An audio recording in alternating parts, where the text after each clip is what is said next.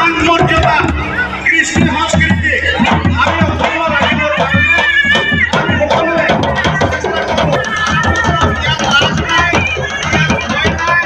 আদিবাসীবিলাকে লাজ নকৰে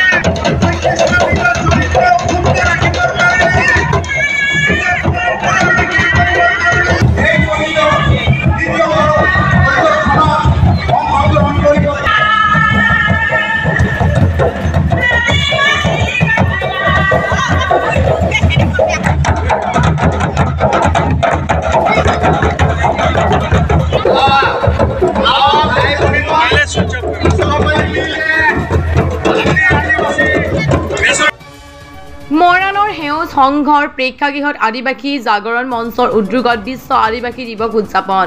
সমগ্ৰ বিশ্বৰ লগতে মৰাণৰ ডুমৰ দলঙৰ সেউজ সংঘৰ প্ৰেক্ষাগৃহত আদিবাসী জাগৰণ মঞ্চৰ উদ্যোগত ৱৰ্ল্ড ইণ্ডিজিনিয়াছ পিপুলছ ডে বিশ্ব আদিবাসী দিৱস উদযাপন কৰে।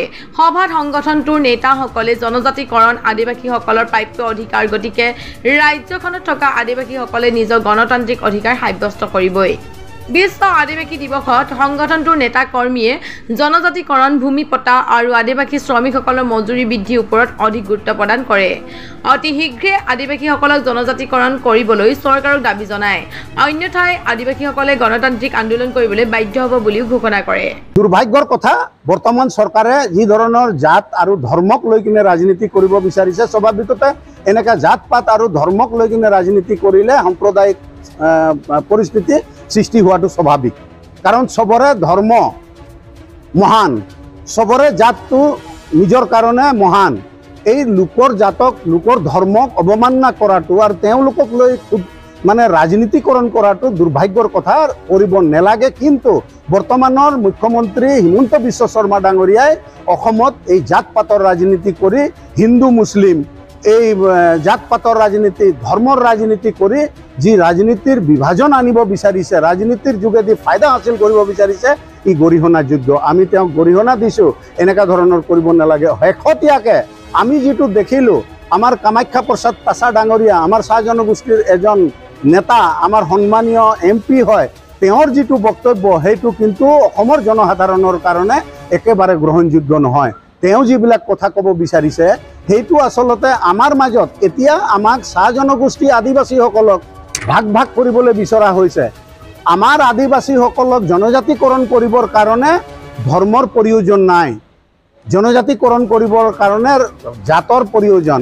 জাতক লৈ কিনে, জাতিক লৈ কিনেহে জনজাতিকৰণ হয়, ধৰ্মক লৈ কিনে ৰাজনীতিকৰণ এই জনজাতিকৰণ নহয়। কিন্তু কামাখ্যা প্ৰসাদ ডাঙৰীয়াই জনাকে নজনাকে কিহৰ কাৰণে অন্য চুৰতুলিপিতকে জানি তেনেকুৱা ধৰণৰ কথা ক'লে মই নাজানো, যে ফাদাৰবিলাকে এইটো মানে খ্ৰীষ্টান ধৰ্মৰ মানুহবিলাকে এইটো এনেকুৱা হ'ব নালাগে, এই হিন্দু ধৰ্মৰ মানুহবিলাকে এনেকুৱা হ'ব নালাগে। আদিবাসীসকল কোনোদিন খ্ৰীষ্টান নহয়, কোনোদিন হিন্দু নহয়। আদিবাসী মানুহবিলাকে প্ৰাকৃতিকৰ পূজাৰী হয়, আদি ধৰ্মৰ মানুহ হয়, সাৰনা ধৰ্মক মানে। এই কাল ক্ৰমাক্ৰমে এই উন্নতিৰ জখলাত আগবঢ়াই যাবলৈ বিচাৰোঁতে বিভিন্নজনে কোনোবাই ধৰ্মান্তকৰণ খ্ৰীষ্টানত হ'ল, কোনোবাই হিন্দুত হৈছে, কোনোবাই বেলেগ ধৰ্মত হৈছে। কিন্তু আদিবাসীৰ মূল উদ্দেশ্য লক্ষ্য যদি এই এনেকুৱা ধৰ্মক লৈ জনজাতিকৰণ কৰা হয়, তেতিয়াহ'লে হিন্দুবিলাকো নেপাব। যিবিলাকে আজি নিজকে হিন্দু বুলি কয় তেওঁলোকো জনজাতিকৰণ নেপাব, যদি খ্ৰীষ্টান নেপায়। আচলতে সংবিধানে জাতিৰ ওপৰতহে জনজাতিকৰণ কৰে, ধৰ্মৰ ওপৰত নকৰে। এইটো আমাৰ কামাখ্যা প্ৰসাদ ভায়াই কথাটো বুজি নোপোৱাৰ কাৰণে বা কাৰোবাৰ শ্ৰুতলিপিত এই কথাটো কৈ দিলে। কিন্তু অসমত যে তেওঁ এই চাহ জনগোষ্ঠী আৰু আদিবাসীসকলক ভাগ ভাগ কৰিবলৈ বিচাৰিছে, হিমন্ত বিশ্ব শৰ্মা যেনেকা হিন্দু আৰু মুছলমান হিচাপে ভাগ কৰিবলৈ বিচাৰিছে, এই প্ৰক্ৰিয়াটো কিন্তু অত্যন্ত ঘাতক প্ৰক্ৰিয়া হ'ব। ভৱিষ্যতৰ দিনত ই আমাৰ মাজত ভাগ ভাগ কৰি বিভেদ সৃষ্টি কৰিব। তাৰ কাৰণে তেওঁলোকক বিজেপি চৰকাৰ আৰু বিজেপিৰ নেতা পালি নেতা সকলোকে আহ্বান জনাইছোঁ যে নিজৰ লাভৰ কাৰণে তেওঁলোকে যাতে কোনো জাতি, কোনো ধৰ্মক লৈ কিনে এনেকুৱা ভাগ ভাগ কৰাৰ প্ৰক্ৰিয়া কৰিব নালাগে।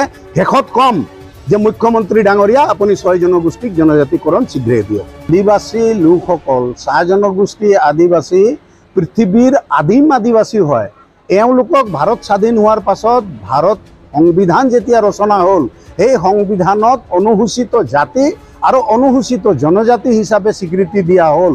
আমি সেই আদিম আদিবাসী হিচাপে অসম মুলুকত বসবাস কৰা প্ৰায় 10 লাখ ইয়াত থকা আদিবাসী লোকসকল 10-15 লাখ এই আদিবাসী লোকসকলে আমি জনজাতিকৰণৰ দাবীটো সদায় উত্থাপন কৰি আহিছিলোঁ, কিন্তু দুৰ্ভাগ্যবশতঃ কোনো এটা গভৰ্ণমেণ্টে আমাক জনজাতিকৰণৰ স্বীকৃতি নিদিলে।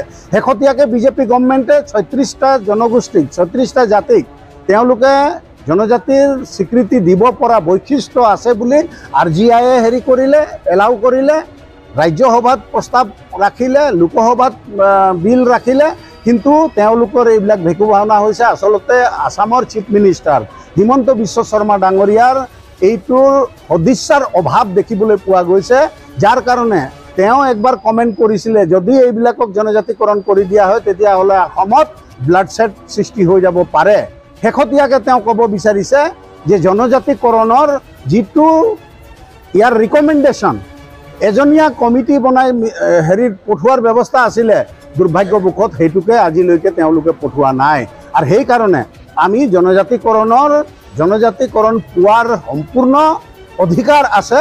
আৰু এই জনজাতিকৰণৰ কাৰণে আমি তীব্ৰভাৱে দাবী জনাই আহিছোঁ সদায়। ইয়াত চাহ মজদুৰ সংঘ, আদিবাসী ছাত্ৰ সন্থা, আছাকে আদি কৰি চাহ জনগোষ্ঠী আদিবাসীৰ জাতীয় সংগঠনবিলাকে সদায় দাবী জনাই আহিছে। আমি ভাষাটো আমাৰ পাব লাগে। সাঁওতালি ভাষা 8 শিডিউলত হৈছে, অন্যান্য খাৰিয়া ভাষা আছে, মুণ্ডাৰী ভাষা আছে, অন্যান্য ভাষাবিলাক আছে, সেইবিলাকৰো আমি দাবী কৰিছোঁ। আমি ধৰ্মৰ মানে এইটো আমাক মানে হেৰিটো কোডটো আমাৰ চাৰ্না কোড দিব লাগে। এই চেঞ্চাছ এতিয়া হ'ব, জনগণনা হ'ব, সেইটোত আমাক আদিবাসী কোড এই চাৰ্না কোড তাত সন্নিৱিষ্ট কৰিবৰ কাৰণে ভাৰত চৰকাৰৰ ওচৰত আমি দাবী ৰাখিছোঁ। এই এনেকুৱা বিষয়বিলাক অসম চৰকাৰে আমাক বিভিন্ন সময়ত প্ৰতাৰিত কৰি আহিছে, তথাপিও আদিবাসী লোকসকলে অসমক সদায় এভাৰগ্ৰীণ কৰি ৰাখিছে, সদায় গ্ৰীণলেণ্ড বনাই ৰাখিছে, সদায় অৰ্থনৈতিক ক্ষেত্ৰত অসমক নিজ মাতৃ হিচাপে জ্ঞান কৰি সকলোতকৈ বেছি আৰ্থিক উপাৰ্জনৰ পথ আমাৰ চাহ জনজাতীয় আদিবাসীসকলে 8 ঘণ্টা শ্ৰম কৰি আৰ্থিক উপাৰ্জন কৰিবৰ কাৰণে আগবাঢ়ি আহিছে আৰু দেশখনক ৰক্ষা কৰিছে। আমি আশা কৰিম অসমৰ চৰকাৰৰ শুভবুদ্ধি উদয় হওক আৰু এই জনগোষ্ঠীসকলক জনজাতিকৰণৰ স্বীকৃতি দিয়ক। এই যিটো ইণ্টাৰনেশ্যনেল ইণ্ডিজিনাছ ডে মানে আন্তৰ্জাতিক আদিবাসী দিৱস আজি পালন কৰিবলৈ লোৱা হৈছে আৰু এইবাৰ প্ৰথম আৰু এই প্ৰচেষ্টা ধন্যবাদ দিব লাগিব আৰু প্ৰশংসা কৰিব লাগিব, কিয়নো আদিবাসী দিৱস পালন কৰা হৈছে 1982 চনত জেনেভা যিটো মানে ইণ্ডিজিনাছ পপুলেশ্যনৰ কাৰণে আদিবাসীসকলৰ পপুলেশ্যন গোটেই ৱৰ্ল্ডত যেতিয়া মানে কনভেনশ্যন হৈছিলে, সভা হৈছিলে 82 চনৰ আজিৰ দিনটো। আৰু সেইদিনাখনে প্ৰস্তাৱ লোৱা হৈছিলে যে 9 আগষ্ট মানে দিনটো আদিবাসী দিৱস হিচাপে ইণ্টাৰনেশ্যনেল আদিবাসী দিৱস হিচাপে পালন কৰা হ'ব।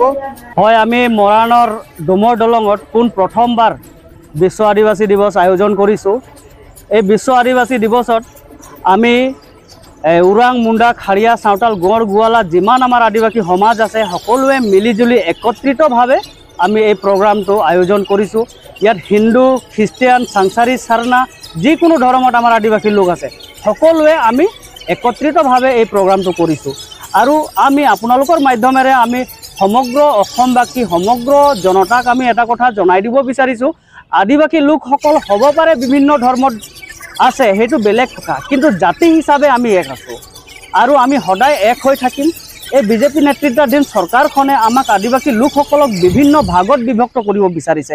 সেইকাৰণে তেখেতসকলে যাতে অনাগত দিনত আদিবাসী লোকসকলক অন্ততঃ বিভিন্ন ভাগত ভগাবৰ কাৰণে যি চিন্তাধাৰা কৰিছে এইটো কিন্তু দূৰ কৰক। কাৰণ আদিবাসী লোকসকল আগত হয়তো বুজি পোৱা নাছিলে, কিন্তু এতিয়া বুজি পাইছোঁ আৰু আমি সকলোৱে এক হৈ কিনে থাকিব বিচাৰিছোঁ।